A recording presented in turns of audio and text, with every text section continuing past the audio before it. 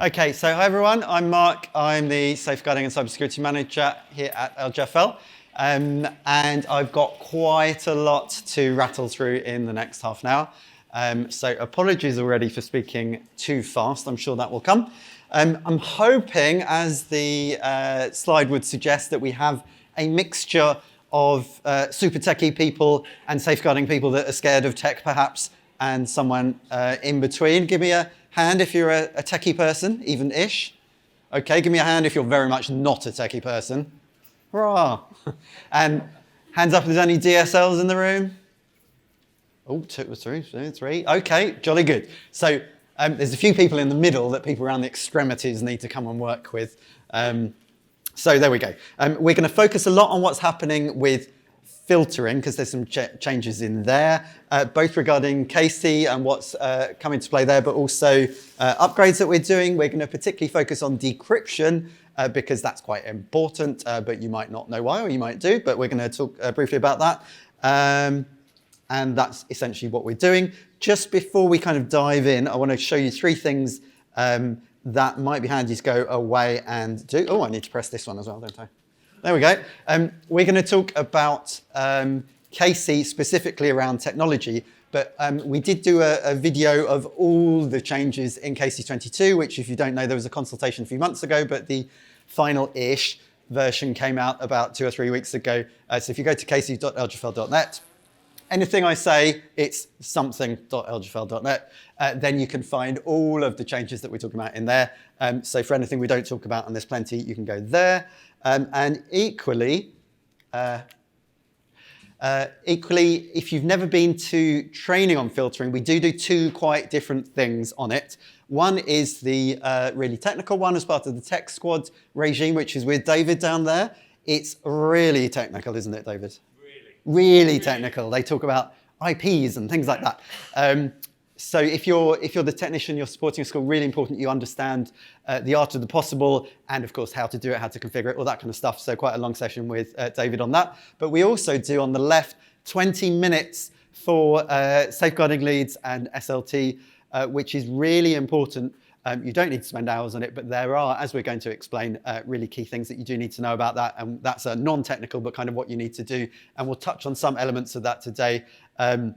But if I did that, I wouldn't talk about anything else. So just so that you know, there's that. And then finally, it ties into this. We are launching this today, in fact, and I've got a slot, I can't remember, seminar 4 or 5, going through this new audit that we've just this week finished. Online Safety Audit, if you're wondering why, in Casey last year, the 21 version, DFE did start saying, and schools might want to consider, which I think we all know means do it, please, doing an annual online safety review. So we've done a template to help you with that, and you can find out more if you're coming later. If not, go to onlinesafetyaudit.lgfl.net and you can find out all about it. Worth noting that it does relate to school technology and things like that as well, because often we hear online safety and think, oh yes, that's that lesson based on that resource from 20 years ago to tell them not to do the thing that they're about to do anyway. Yes, it's that, but there's lots more as well that is relevant to all sorts of people here. So anyway, back to what we're actually talking about. So this is why we're doing that review, because it came up with that quote, but don't worry about that. The key thing to remember about all of this is the online safety comes under the DSL's role, which has implications in terms of technology, curriculum, in terms of RSHE as a new home for lots of this stuff, but also remember technology falls under that as well. So it kind of all comes in just in terms of setting the scene. Moving on, last year, so this was from last September, I'm not going to talk through, so feel free to ignore me and look at what's on the screen. These things came in. Who reckons that they're already really good at that stuff? I could put the hand up higher, go on.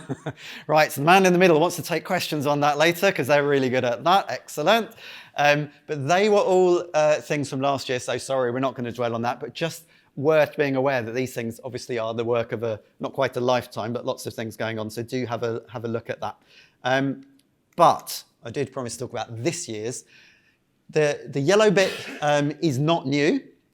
Appropriate filtering has been a term for a long time, hasn't it? But new this year, and these are the really key things, are about regularly reviewing filtering. So anyone brave enough to say, yes, we regularly review it at our school, or at least we have in the last 5 years, maybe, properly? Yeah, okay, a couple of people, but not many. But also, it's not just the technical people who might understand it well who are supposed to. KC22 really does highlight, as you can see in green, it's not me making it up, leadership team. So that doesn't just mean anyone who's technical who's leadership, but all leadership, and obviously safeguarding, because it's a safeguarding document, your DSL will be on your leadership team, needs to be aware of and understand. That doesn't mean they need to suddenly understand subnets and all the complicated things that you learn with David on the technical version, fear not, but you need to know a few things. So we're going to come back to how we might be able to help with that. And as I said, step one, for those of you who've come without your safeguarding fellow representative, send them on our 20-minute course where we talk about all of that, because it's essentially what do you block, what do you not, and why. That's what they need to understand. Yes, another thing, as you can see, that's a bit of a long blur. I didn't know what bit to highlight, but it does say about communicating with parents, perhaps, about what you do with your filtering in general, and a really useful thing about who might communicate with a child. So if you think at the extreme end of things going wrong, grooming, if a member of staff is grooming a child, obviously you're going to cut that down an awful lot if it's very clear your son or daughter might get emails or Google Classroom messages or whatever from their form tutor, head of year, or that person, not just anyone in the school. That kind of thing is actually probably quite a useful message just to bear in mind. But they do say about communicating with parents what your filtering does and why, and that kind of comes back nicely to SLT being aware of it in the first place. Another new thing when we're talking technology, and this again comes in straddling between safeguarding and also this is probably your HR process, but I guess the technical people in the school might have some advice on how to do this kind of thing, is suggesting this. This was a bit controversial in the consultation, but whatever all the answers for the consultation were, it's now in it. And as you can see, carrying out an online search, there is no official, it should be this, this, this, and this. What we would say is probably wise is make sure you've got it documented how you're going to do it so that it's the same for everyone, because then you can't be accused of being unfair if you've got written down, probably best one person does it who's involved in the HR process in general, HR person if you have them, or business manager or whatever, and they will do this, this, and this. They will not do that. And no, I'm not going to tell you what the this and the that are, but it's really, really a key thing. And obviously, whatever pops up in Casey is paid close attention to. So that's kind of tech meets safeguarding. Right, coming back to who else is interested? Who do you think is going to come? Who's it going to be? Who's it going to be? Oh, not up for audience interaction today, are we? Okay, it's Ofsted. And this isn't particularly new, is it? But appropriate filters and monitoring has been around for a long time. But especially now, as the language is being ramped up about people understanding that, we need to come back to what is that. Did I highlight it here? I didn't. But note this at the bottom. There's lots of seminars today about cybersecurity. And this snuck in there last summer. So if you haven't spotted that, it's the first time that Ofsted are talking about cybersecurity.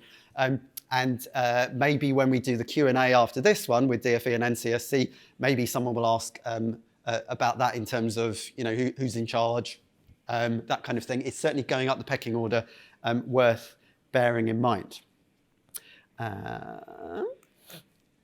And just to kind of really hammer home, this was from a presentation a couple of years ago where DFE were already looking at tech teams and safeguarding teams working together. So please do take note of that. But we're going to temper all this. Oh, let's get excited about filtering and make sure we know all about it. I'll give you another chance for audience interaction. What's going to come up as the next slide for But be careful of... Not you. Why not? Yes, but that's not what I'm going to say. Data protection, love it. Anybody? Or anyone that heard David say it? Over-blocking.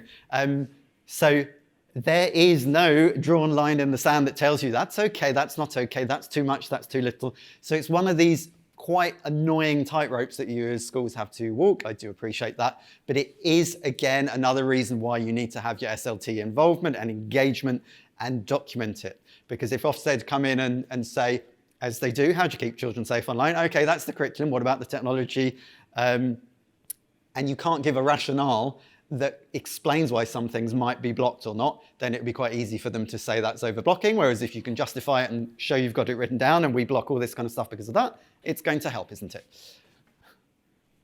Just wondering why my colleague is smirking, but I've said something silly. Right. So just bit of a summary as we can see up there, all sorts of things that are either new or old. So we are going to come back to filtering in a minute. But just quick mention of appropriate. This is nothing new. You're supposed to have appropriate filtering for a long time. So here's a challenge to you. I know there are loads of people who are technical in the room, so I bet you've read the fascinating appropriate filtering submission that I wrote to the Safer Internet Centre. But would other people in the school know if Ofsted ask, why is your filtering any good, or how do you keep them safe? They don't need to know what's in it, but would they know, oh, it's appropriate filtering, at least know the buzzword? And would any of your senior leadership team have actually read that document? Because they probably should, and certainly the safeguarding team should have done if we're going to go in that process of techs and safeguarding teams working together. So quick challenge on that. There's a couple of extra bits there that you might want to be looking at again. We must get some WD-40 for that door.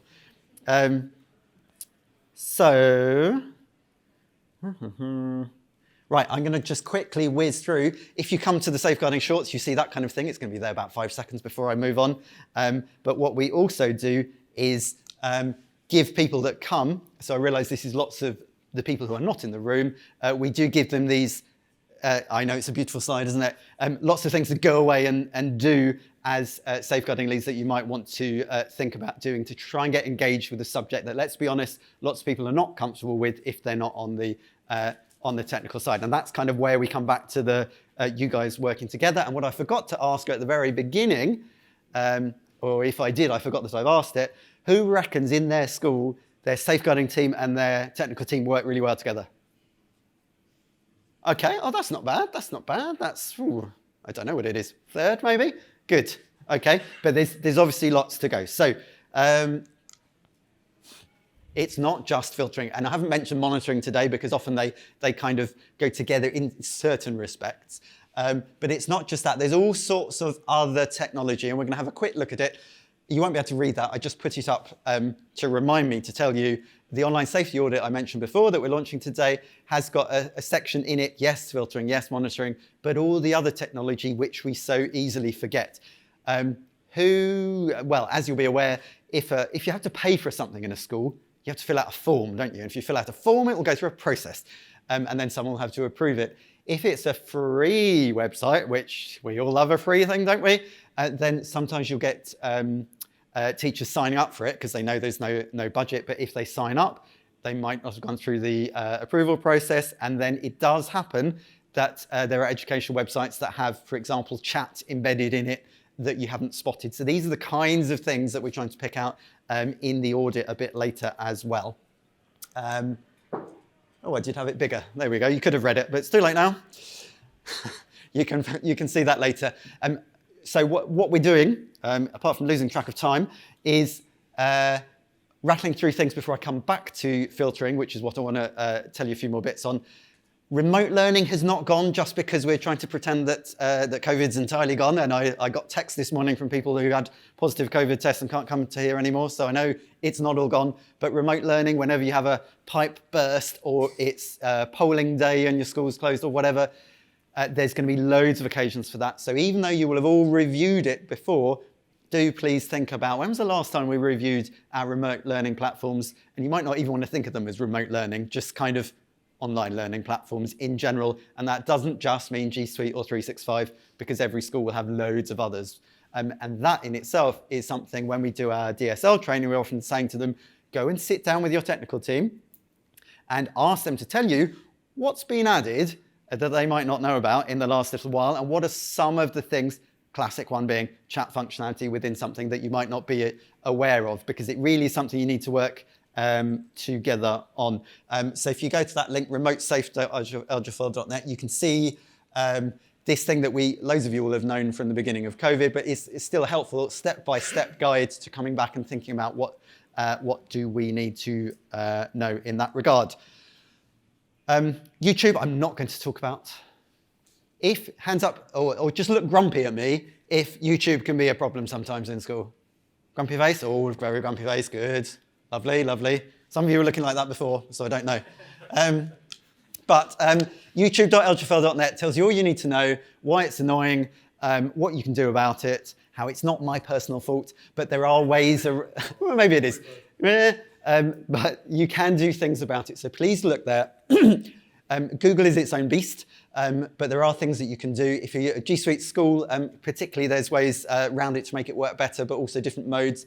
It's really good if you can understand it. And again, I wrote that it's not very technical, and it is intended that it could facilitate a discussion between the technical team who've got to make it work. And I know lots of you will take the brunt of teachers coming and saying, it's not working, sort it out. So if you can try and get your safeguarding lead to look at that as well, in terms of if we're thinking about the rationale, because Casey's saying we need to work together, obviously you need to understand a bit what it does. And I know everyone, all the roles mentioned, are incredibly busy, but it is worth that kind of conversation. I can't remember why I put that up, but it's worth a good mention of Parents Safe, because whenever you talk to school about staying safe online, parents get mentioned within the first 30 seconds of it. Parents Safe is a site that you can just give to parents in general, or you can pick bits off it, but it is made to just give to them as a whole site. Has all sorts of different topic-related things to support parents keeping their children safe, but also really key parental control settings. That's probably why I mentioned it, because we're talking about technology and safeguarding. I'm catching up. So parental control settings, you work really hard to get your filtering and all sorts of settings here, there, and everywhere in your school correct, and then they go home. Or they just turn on 4G, which brings us back to the mention in Casey last year. Really good, because you don't memorize how every Xbox and PlayStation and mobile phone provider and app has parental control settings, but via there you can get to really good settings for all of that. Monitoring, haven't got time to talk much about it. I know we've said before that we're looking at it, we still are, and we haven't got it to offer you at the minute, I know. But please do think in the same way. The Online Safety Audit, another plug for it, has got a whole chunk on monitoring where you can chug through some questions, think about the evidence you can put in, that kind of thing. But again, what have you got? How does it work? If you've got a monitoring system in your school, we've got Securus and Net Support out there today, and then there's Impero, eSafe, Smoothball. I'm trying to list them all and mention everyone, and so yes. But then all the other reports are filed via CPOMs on my concern. Other systems do apply. But never the twain does meet. Then how are you building that safeguarding jigsaw? Casey often talks about safeguarding as a jigsaw, find contextual safeguarding. But if that system is kept totally separate to everything else, then it's not going to work, is it? 10 minutes, are you sure? Okay. And just a quick prod, this is something to think about. What have you got in a cupboard that's going to come out at some point when everything else breaks? And you think, oh yeah, maybe we can breathe new life into these things. Old devices that might not be connected to the same stuff. Old devices you might send home, whereas you've started using home filtering via Home Protect or all sorts of other things that might come out. It's worth thinking about when you're kind of doing reviews. But equally, like I mentioned before, new learning websites that might have chat on. So I often give the example of a music composition website the school was using. It was free. They didn't go through the process, and it turned out you could put comments on it from all over the world, and therefore it's kind of a communication channel that was opened up and was concerning. So get to the point. Lots of you came here for this. Feel free to take a photo because I won't be able to delve too much into it. In terms of, they are. Right, so web screen you'll know about, hopefully. We're moving slightly towards branding it a bit more School Protect. It helps people understand the difference between School Protect and Home Protect because one is for school and the other is for home. But these are some of the things that we're going to look at. Hopefully lots of that is going to make sense. So I'm not going to explain these because they hopefully make sense to you. And I haven't got much time. But the first couple, where it says first, because they're going to be first, are quite key to understand. All of the others, I know they're really vital. And we're hoping within the next few months to have the next version out, where decryption is going to be the big new thing. And then some of the other things are coming after. And I know they're all urgent in different respects for different ones of you, but it does take time to develop things. But just so that you are aware. So you've got about 3 seconds left to take a photo of that if you did want to. Decryption I'll come to, and I've got a few slides to explain it. But really key, for example, the Twitter and Vimeo classic. You might want to block Twitter in your school, but your school website has your school Twitter feed embedded on it.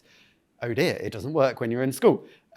If you've got decryption, then you can use these things called referrer headers to do that. Vimeo doesn't have proper safe search settings, so you probably don't want it on, but then loads of sites embed it. Decryption allows you to do that. So, moving on. I've got a few points for you in terms of why would you bother with decryption. And again, I'm trying to aim squarely both between the eyes of the technical people, but also the safeguarding people of why would you bother. And there's an awful lot of information on there that you probably can't read. But if we just look at the purple, whatever color that is, points, the whole point of decryption, which I'm not going to explain what decryption is and how it works. The technical people will understand that far better than I do. Yes, there's a bit of work to be done because yes, you need certificates on devices. And yes, that's a bit of a pain, but it's going to really unlock a world of new opportunities for the school and really important ones as this is getting much more scrutinized by DFE, by Ofsted and the like. So you are asked, it says at the top, if you can't read, to keep children safe online, but not overblock. Decryption really does help you do that because like I said, you can allow a Vimeo video if it's on a trusted website, but not otherwise. You can allow an individual page within the entire google.com domain or BBC or whatever, or a section, or the opposite, or block individual ones. Whereas without decryption, you can only allow or block up to the .com, .net, .org, whatever the website is. Hopefully that makes sense. If what I just said doesn't make sense, please ask me afterwards. So I think I've done the second point already. Reporting is going to get a lot easier if you've got decryption for essentially the same reasons that you can be a lot more granular and not just say, oh, they went to google.com, but they went to whatever section within it, individual pages even. Security is often something that people think, oh no, if you decrypt, encryption was really good. So if you're decrypting, you're cutting a massive security hole and we're all going to die because it's just a disaster. Actually, it does give increased protection because of the way that malware is hidden within sites. But it is standard practice now in enterprise filtering to be doing decrypting as well. So it's not just something wacky that we're suggesting for schools because you're not going to be looking quite as closely. And I know that's not true. So just be aware that there are comebacks on that in terms of security. And of course, it allows you to block or report on keywords and things that you might not want as well. So that if within your URL at any point at the minute, you're limited up to the .com, now you could do the whole thing, and that makes a massive difference if you've got an enormous site where you could have a rude word or a troubling word, and you can block that. And that's going to be specific for the different settings, so it really is worth having a look at that as well. Is it safe or secure?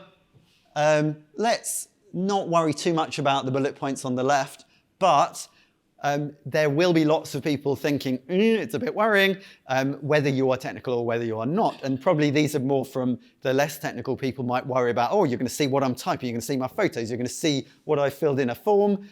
No. The way it's coming, and obviously I've not given you much detail on the technical way it's coming, none of the things on the right, on the purpley boxes, will be exposed because of decryption. So it isn't about stuff that you're entering. We are going to exclude financial services in any case, but it still wouldn't have been a problem. But obviously that gives us a bit more security to make sure we're not decrypting them in the first place.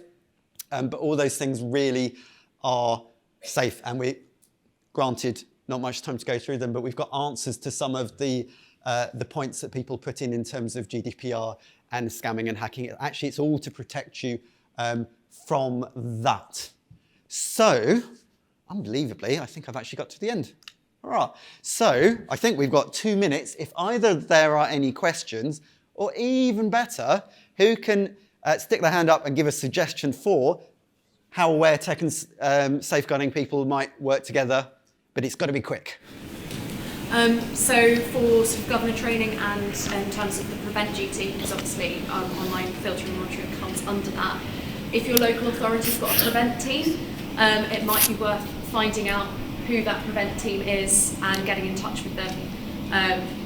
Because we come to things like this. I'm the Prevent Education Officer for Southwark, so if you've got any Southwark schools people will talk to me, but I'd recommend finding out who your prevent team is at your local authority, going to them for support. Brilliant, thank you. We have an enormous amount of Prevent resources. If you go to prevent.lgfl.net, you'll see all the resources, all the training with Mabina at the back. There's amazing Prevent training. And we've published new resources with the DfE this year and another one about to come shortly as well. So loads on that. And yes, Prevent, really key part of it. Another reason why you really need to work together. Anything else? Should I have stopped or have I actually got 2 minutes? You've got 2 more minutes. Hurrah. Yes. When is the next training for windscreen? The next safeguarding shorts one for your DSL is on the 6th, which is next week sometime, so get them to sign up. And the techie one is? I think it's 25th of July. So there's one more before the end of before you go on holiday, you've got time. For both of them, if you go to safetraining.lgfl.net, if someone does that now, you can even shout out the dates. But next few weeks in any case.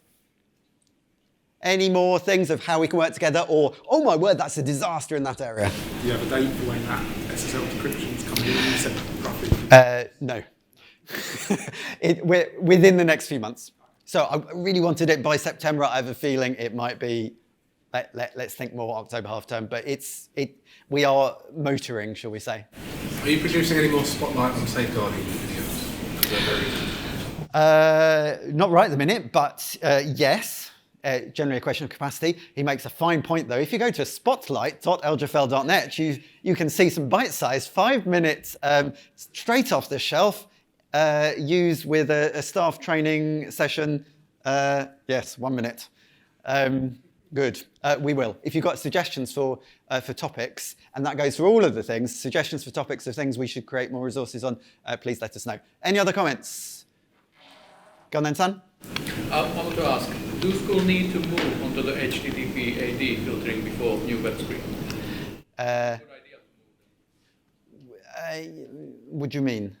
Well, at the moment, some schools get with HTTP. Yeah. They can have HTTPS. Yes. When the new web screen... In order to do it, it's not going to get turned on like that for anyone because you need to do certificates anyway. So it's not going to take anyone by surprise. It will be your choice. The infrastructure is being massively upgraded in the background, something else that you won't notice. Right. Any more questions? Try and catch me. We need to stop there.